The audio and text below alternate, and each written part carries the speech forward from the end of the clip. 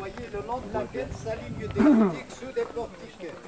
Regardez plus loin à droite le reste des arches. Et en face, ces boutiques, il y avait aussi une allée de chaque côté qui ont été protégées, couvertes, et comme ça, les gens ils peuvent se mettre à l'abri des intempéries. C'est des galeries marchandes. Qui sont dans l'âge au milieu, c'est que le collecteur principal qui descendait de la partie haute de la ville et qui drainait les eaux usées. C'est les dalles qui couvraient les collecteurs. Regardez derrière vous, un petit peu à droite, à l'entrée de ces boutiques, les traces des portes coulissantes, les rainures des volets roulants. Que ces Romains ont été gênés par des constructions carthaginoises, dont ils ont trouvé les soubassements des murs par terre, en face de l'arc et même derrière. Il n'y a même pas le quart d'eau, la rue qui sera perpendiculaire du Manus Maximus. Vous allez voir. La maison de Dionysos, qu'on peut l'appeler maison à 4 saisons, suivant les 8 médaillons, dont on a 4 chaque côté, 2 pour une saison. Regardez par exemple le printemps, le premier à gauche, qui portait 2 fleurs rougeâtres sur ses épaules. Le deuxième, c'est aussi printemps qui cueille une fleur. Personne avec une petite fleur rougeâtre à la main. Le troisième, l'hiver, c'est le moment où les arbres perdent leurs feuilles. C'est en même temps la période de la chasse. Vous avez l'hiver qui a capturé le gibier, le dernier. Sur la droite, l'été, avec les épis de blé sur la chevelure. L'été qui porte sa faucille, personne avec une germe de blé à la main. L'automne, avec des grappes de raisin sur la coiffure, c'est la période de la vendange. Vous avez l'automne avec une grappe de raisin à la main. Ce qui est en plein centre, c'est toujours le buste de Bacchus, dieu du vin. Dionysos, c'est pour les Grecs. Vous avez premièrement Bacchus qui joue au tambourin, appuyé sur une stèle qui porte la statue, qui joue à double flûte. C'est là d'où venait le terme, il ne suffit pas d'avoir la flûte en main, mais de s'en servir. Le dernier, c'est Bacchus, avec son bâton magique, avec lequel il frappait le sol pour en faire jaillir des sources de lait, du miel et du vin. À l'entrée, au coin droite, vous avez la tête de Méduse, dieu du soleil, l'une des 3 gorgones qui changea ses cheveux en afro-serpent, comme vous la voyez en face, mais qui donne à ses yeux le pouvoir de transformer en pierre tout ce qui le regardait. L'autre à gauche, c'est le contraire, c'est Persée qui lui coupe à la tête, qui est portant dans toutes ses expéditions et qui s'en servant uniquement pour pétrifier ses ennemis. Et c'est là d'où venait aussi le terme méduser quelqu'un. Lily toujours en forme de U contre les murs avec les dessins qu'on trouve dans les tapis, mais là c'est de la mosaïque très fine au style byzantin qui date du IIIe siècle après le Christ, et toutes ces pièces en face, il ne reste que cette salle de réception. Une demeure de 950 mètres carrés. Comme il y a encore une chose en plus à vous dire, que le moment dont vous trouverez des mosaïques qui sont à l'envers par rapport à l'entrée des pièces, cela veut dire que c'était une famille accueillante. Voilà la raison. Parce que de l'entrée, les gens ne restent pas longtemps, et dès qu'ils sont là-dedans, c'est là où ils restent le plus. Et c'est tout à fait le contraire d'aujourd'hui.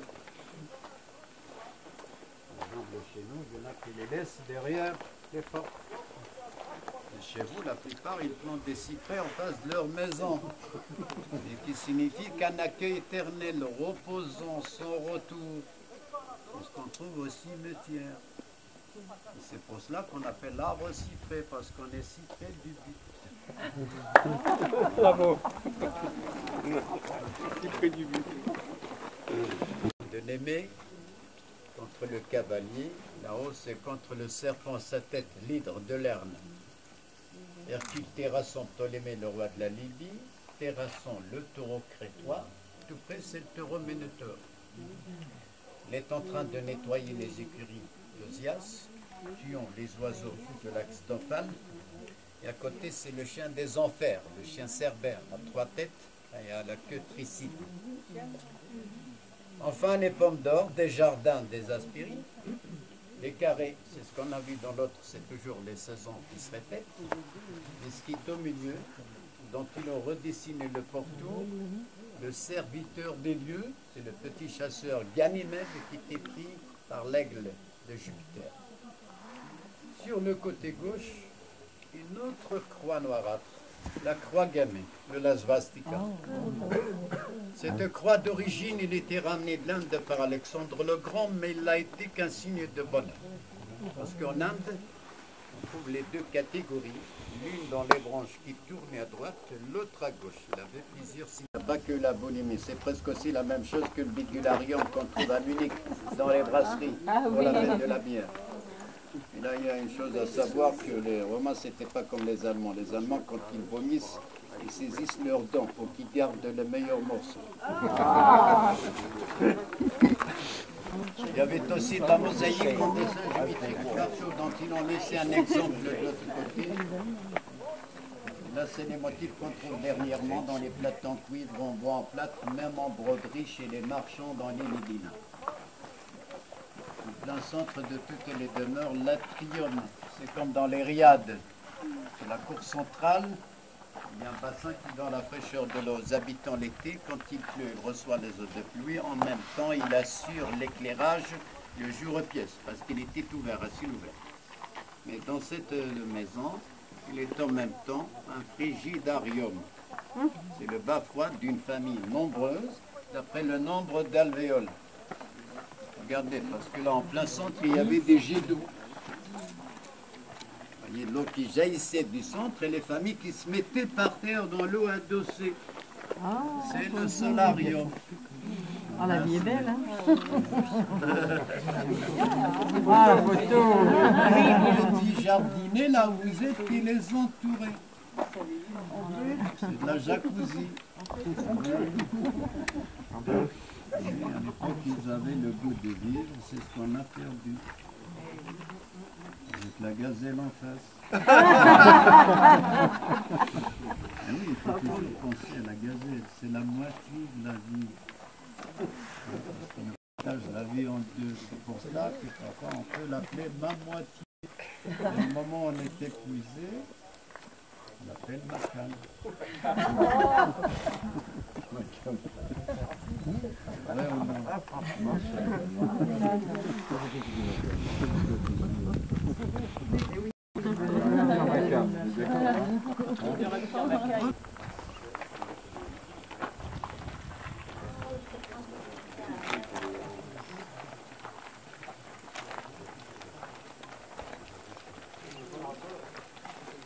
Bronze qui tombe de Draban, mais pour le moment la plus grande, 1700 mètres carrés.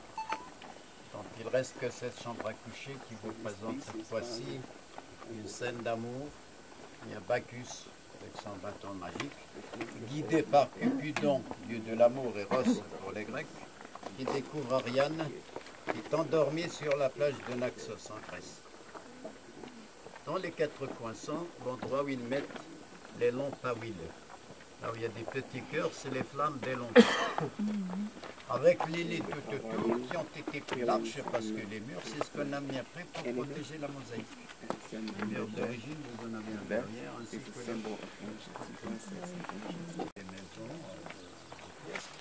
Quand vous entrez, ça tourne à droite et vous souhaite la bienvenue. Et quand vous sortez, ça tourne à gauche.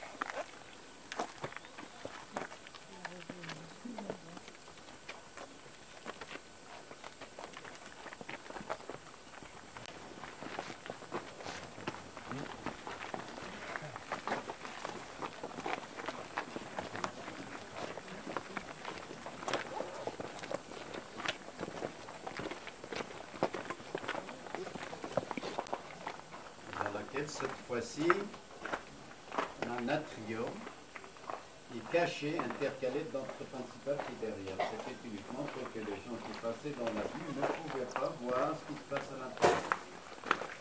Avec le petit jardinet au poinçon, les chambres en face, tout l'entourage. Regardez à côté l'une des portes coulissantes à double porte. On dit que toutes les mosaïques de la demeure ont été démontés pour qu'ils soient exposés au musée Conche.